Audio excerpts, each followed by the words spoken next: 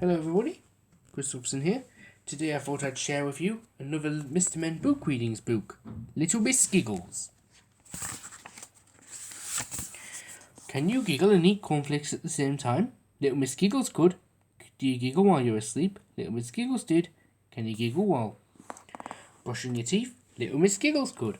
She was the giggliest girl in the world and she lived in Chocolate Cottage. But one day, a terrible day last summer, you'll never guess what happened. She lost her giggle, just like that. Gone. She had woken up giggling, as usual. She giggled her way downstairs, as usual. And she had giggled when she was having breakfast, as usual. But while she was out walking in the woods around Chocolate Cottage, she realised that she wasn't giggling. She stopped. That's odd, she thought to herself. Now, normally she would giggle to herself, but not today. She tried, nothing happened. She tried again, nothing happened again. Oh dear, she thought miserably, and as she walked along, a little tear trickled down her cheek. She met Mr. Happy, who was out for his usual morning stroll. Hello, little Miss Giggles, he laughed, and how are we today? But they noticed her sad little face. What happened? He asked anxiously. You're the happiest person I know. He paused. Next to myself, of course, he added hastily. I've lost my giggle, she exclaimed miserably.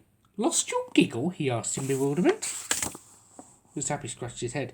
He said, well, we'll just have to find it again, won't we? Little Miss Giggles nodded, but not very hopefully.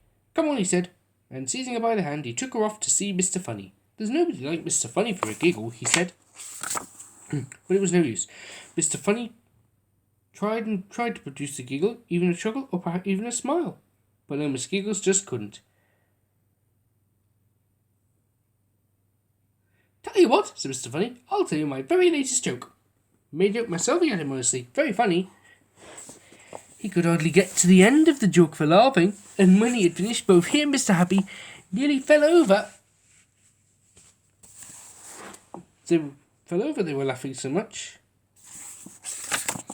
But not little Miss Giggles. It's no use, she sighed. I'm going to be miserable. For the rest of my life, I know I am, she thought.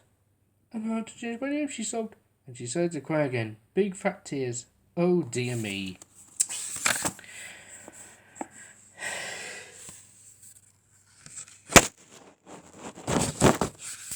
So Mr. Happy took her to see Topsy-Turvy to ask his advice. Morning good, he said cheerfully. Then he caught sight of little Miss Giggles' sad face.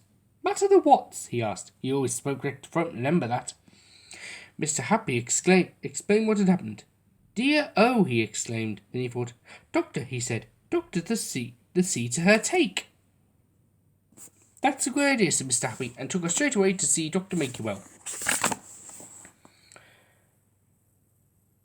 Mr. Happy told the doctor all about little Miss Giggles' lack of giggle. He said, put out your tongue. Not you silly Billy, said Mr. Happy. Miss Giggles put out her tongue. Looks all right to me, said Dr. Makewell. Open your mouth. Dr. Makewell peered inside. He said again, you're right, not a giggle in sight.